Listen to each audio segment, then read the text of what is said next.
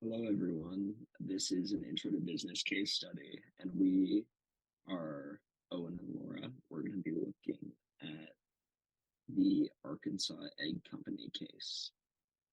Let's Oh, jump in. alrighty. So basically, this is what's happening in this case. So President Michael Cox of Arkansas Egg Company has a big old problem. Consumers are not buying his cage-free eggs due to an oversupply of conventional caged white eggs. The eggs cost a lot more to produce than the white eggs and are more expensive in store, causing previous customers to turn to the cheaper alternative. And additionally, his contract with CCF Brands is ending soon, meaning production costs will go up even more. So, what is he to do? We generated a table that predicts the future of Cox's company by calculating marginal costs, marginal revenue, contribution margins, estimated revenue, number of productive weeks, and cost of the bird per week. With this information, we will be able to decide whether or not Cox should euthanize his flock of chickens, and if so, when.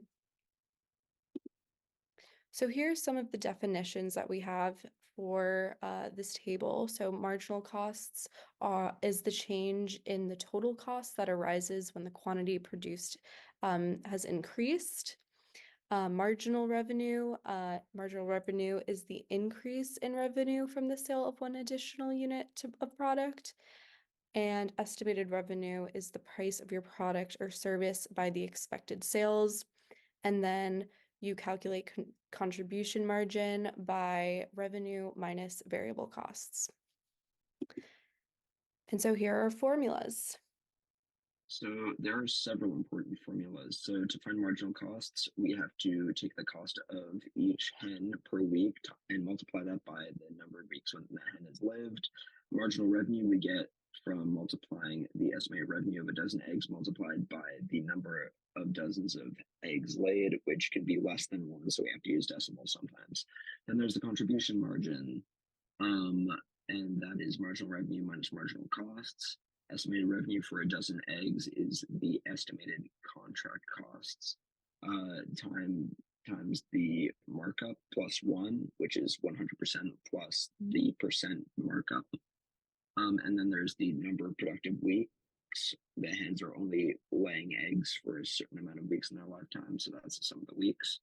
And the cost of the birds per week. So the cost of a bird for weeks 24 through 78, which is the time period when they are laying eggs, divided by the number of productive weeks. All right. So we have some givens here. Everything highlighted in green has been given to us. The cost of birds for weeks 24 through 78 is 30.32.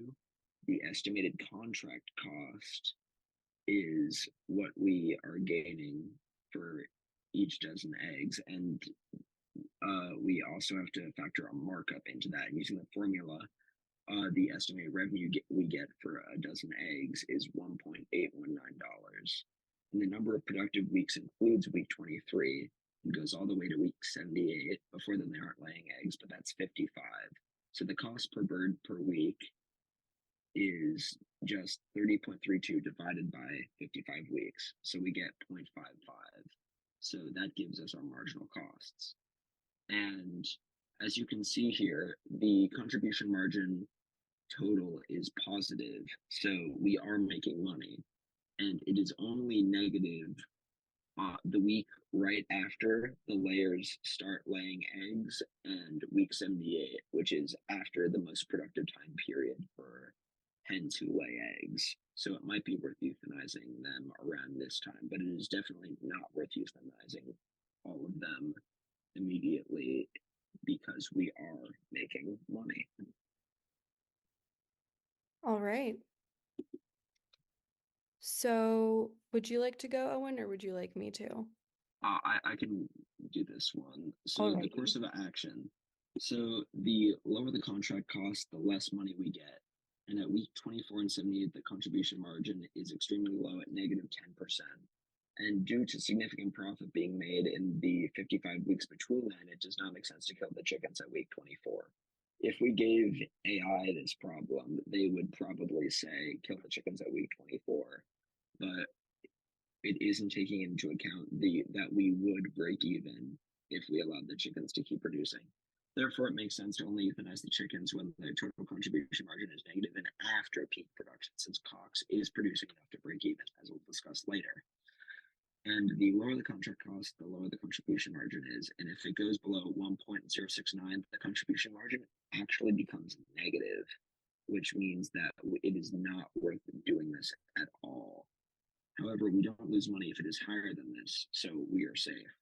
And the markup is even less sensitive as we still earn money when it is above zero. Decreasing it to even 1% doesn't make the contribution margin negative. Alrighty.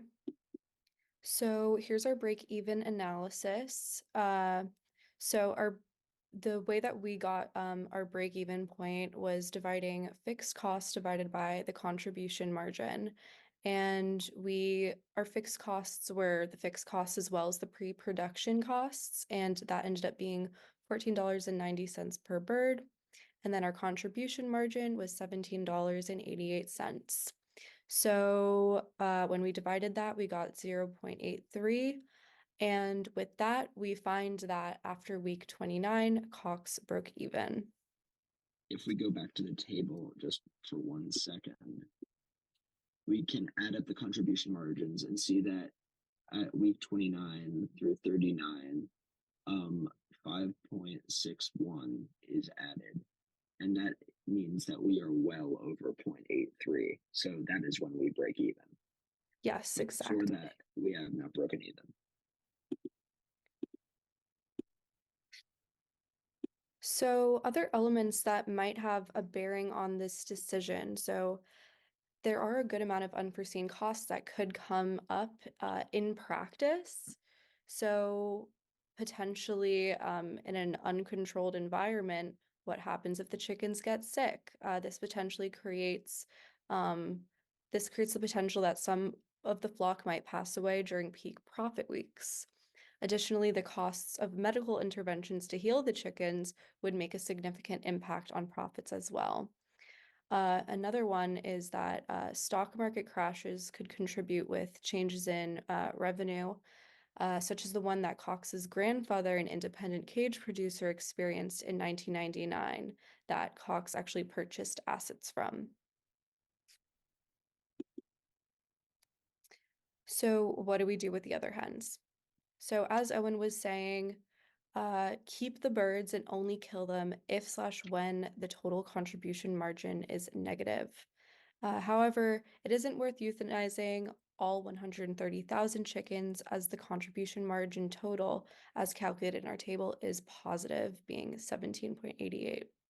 And because of this, there is projected profit to be made for Cox and the company, despite circumstantial losses. So therefore, they should not be euthanized in the short term.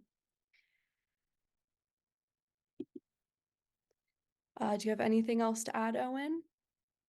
Well, that basically sums it up. Cox would have only lost money if his contract cost was 1.069. And that is the instrumental factor in whether he breaks even or not.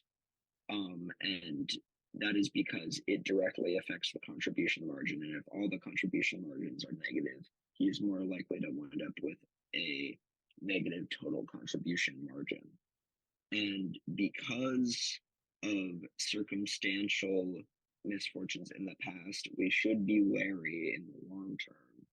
But for the short term, Cox has a solid business model, and his business seems to be profitable as his contribution margin is extremely robust. And that is all. Awesome. Thank you. Thank you.